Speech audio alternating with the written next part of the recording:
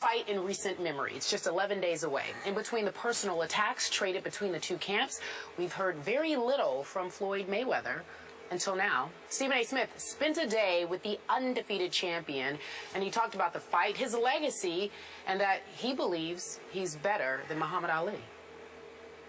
No one can ever brainwash me to make me believe that Sugar Ray Robinson and Muhammad Ali was better than me. No one can ever brainwash me and tell me that. But one thing I will do, I'm going to take my hat off to them and respect those guys, because those are the guys that paved the way for me to be where I'm at today. You don't believe that Muhammad Ali was better than you? How? He only fought in one weight class. Leon Spinks beat him when he had 7 fights. They'd never put a fighter in there with Floyd Mayweather with 7 fights. So you want to tell me that it's cool to lay on the ropes and take punishment, let a man tire himself out from beating you, and then he basically fatigued. You hit him with a few punches, and then he go down and quit, and you want to be glorified for that? Absolutely not. Not me. Floyd Mayweather on Muhammad Ali. Skip Bayless, your take.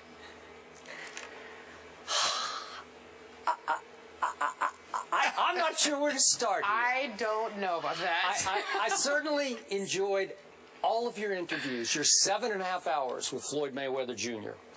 I unfortunately read the entire transcript. I think it was like 17,000 words. Those are only the excerpts that we got on First Take. Right. Man, it's a lot of words. Collision of your words and his words. But anyway, now back to my statement here. In all of my career, I have never encountered an athlete who, number one, flaunts his wealth the way Floyd flaunts his wealth, and who, number two, is so blindly full of himself to the fault of those who did pave the way. He did acknowledge that much, so I appreciate that much. But the way he just blithely scoffed at Ali's accomplishments, it wasn't just disrespectful, Stephen A. Smith. It was flat out blasphemous. Now, to your credit, you did go back at him. You can't. Okay, and to Floyd's credit, you know what? Early in Ali's career, he did get dropped. Not by Burt Cooper, by Henry Cooper in London. He fought him twice in London. And he did get dropped, and he got right back up and won the fight. And to Floyd's credit, later in his career, at age 36 in Vegas, Ali had been through war, man, the equivalent of boxing war. And at age 36, he did not take Leon Spinks, who had 7 professional fights, seriously enough. And he lost that fight in a split decision and bounced right back 7 months later, went to New Orleans. I was there and beat him soundly because he could beat him soundly. Now, let's go back to what happened in between Henry Cooper and Leon Spinks. Twice, as you well know, Muhammad Ali fought the great Sonny Liston, and he beat him twice, the great Sonny Liston. Can you please show me on Floyd's resume where he fought a Sonny Liston? Anybody in Sonny Liston's class? Because I don't see anybody. I'm sorry. Right. And then let's just go to Joe Frazier right away here. 3 times, lost the first one, obviously, won the next 2. These were epic fights, all 3 of them. Can you please show me one Joe Frazier on Floyd's resume anywhere in his ring record? Just one. If you can show me one, I'll say you got me on that guy. But man, I'm looking at De La Hoya at age 34 and Shane Mosley at age 38. Cotto at 31. I don't know, Marquez at 36. I'm not seeing a Joe Frazier. I'll even throw a Ken Norton in there. We know Ken Norton Jr. from football, but those of my age range, his father could box because in the first, except against Foreman. But go ahead. Fair enough. Fair enough. That's except true. against That's Foreman. right. Which set up. He was made for Foreman. Foreman destroyed him. Okay, Ken Norton broke Muhammad Ali's jaw in the first fight, and Ali had to come back and win a battle with him in the second fight. I was there for both of those.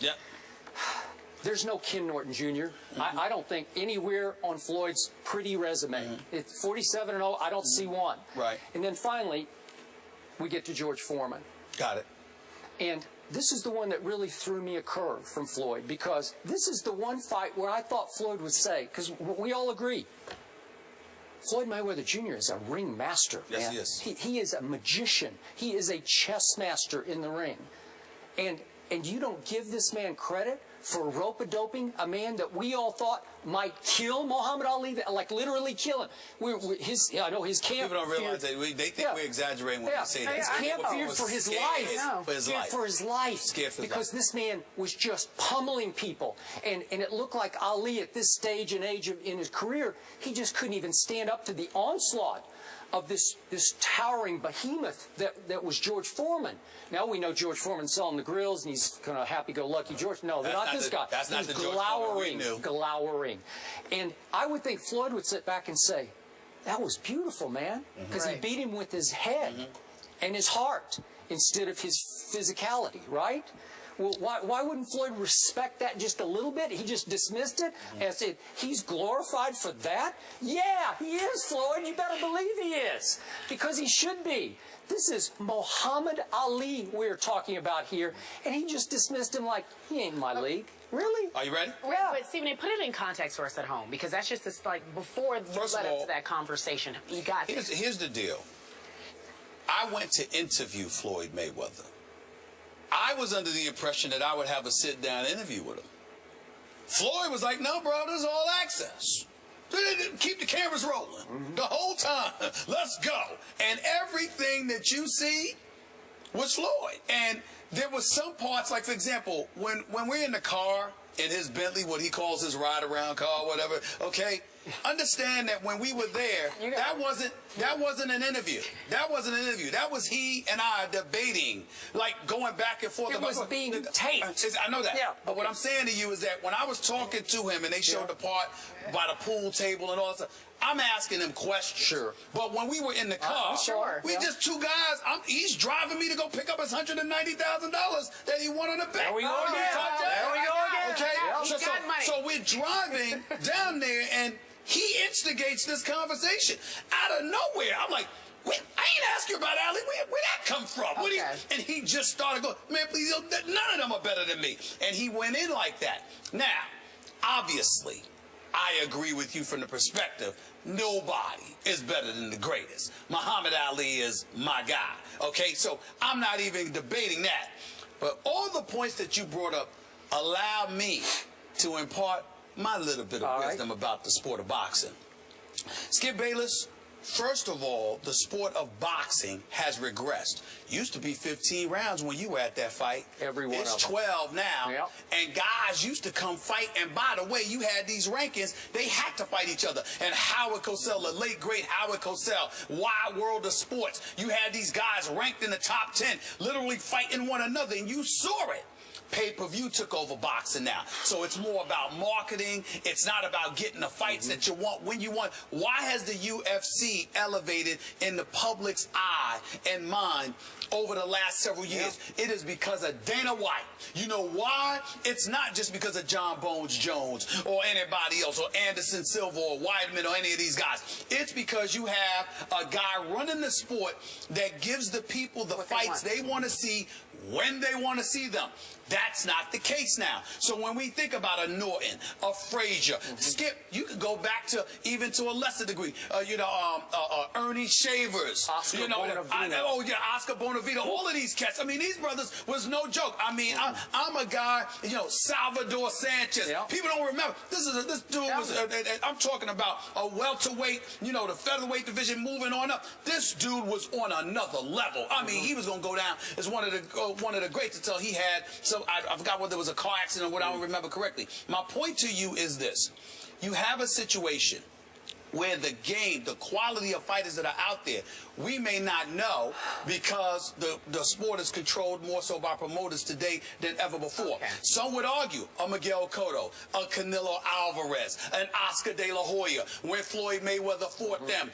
It may not have been the equivalent of Ali Frazier or Ali Foreman, but coming into the fight, Floyd Mayweather against Oscar De La Hoya was tantamount. I'm talking about tantamount to Ali Frazier won or something along those lines. It was Ali not going into the army, being ostracized from the sport, ultimately coming back, had something to do with it. Canelo Alvarez with Floyd, with the way he was fighting and taking people out. Nobody was forming per se, but that was a pretty mega fight between Canelo Alvarez and Floyd leading into it. The difference is the magician that Floyd is in the ring makes those guys look very, very ordinary, because he ain't sitting there trying to imitate Gaddy Ward, slugging punches, taking punches, getting hit by punches. Floyd is hitting and not getting hit. He's making you miss 4, 5, 6 punch combinations. He's more like a Pernell Whitaker in that regard. And Pernell Whitaker fighting Julio Cesar Chavez. You think that wasn't a big fight? That was a mega fight. But Pernell Whitaker's brilliance and his ability to evade punches puts him in a position. All I'm saying to you is, when you bring up these fights, I definitely agree. No, don't ever take away anything from Muhammad Ali. But the sport of boxing, what it is, isn't what it was. What it was, I mean, you had gladiators going into the ring. Now you got a situation where you got a magician like Floyd Mayweather that sits there and he makes it boring because of how skilled he is. Are you saying there were potential Fraziers and Listons and Foremans lined up against Floyd, but he turned them into just nobody? To some degree, yes. Okay. Oscar De La Hoya, Miguel Cotto, Canelo Alvarez all come to mind. In their respective division, in their respect, don't get me wrong, I'm not saying they were, of course they're not Frazier, they're not Foreman, but that's because the sport was what it was back then. And these are heavyweights. That's why. Okay, and by the way, to Floyd's point about he only fought in one division, what was he supposed to do, lose 20 pounds and fight as a skeleton? I agree with that. You know, like, he's a heavyweight. He's a heavyweight. I agree with that. Okay, so bottom line, would you agree with me this was blasphemous? About Ali, Ali, yes. Yes. I think anybody that takes away anything from Muhammad Ali is blasphemous. Well, he won't be brainwashed, is what he said. 7.5 hours you spent time in several of his homes in his PJ. Obviously, that's private jet for you folks at home and us simpletons. We will show another excerpt of Stephen A. sit down with Floyd a little later on in the show. He says that he deals with racism just like Ali did. We will talk about it. Speaking of the fight, the big fight, we have somebody here to pick the fight.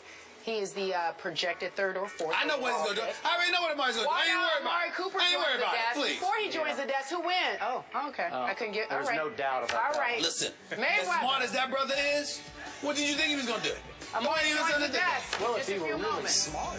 He believes he's better than Muhammad Ali. No one can ever brainwash me to make me believe that Sugar Ray Robinson and Muhammad Ali was better than me. No one can ever brainwash me and tell me that. But few punches and then he go down and quit, and you want to be glorified for that? Absolutely not. Not me. Floyd Mayweather on Muhammad Ali. Skip Bayless, your take.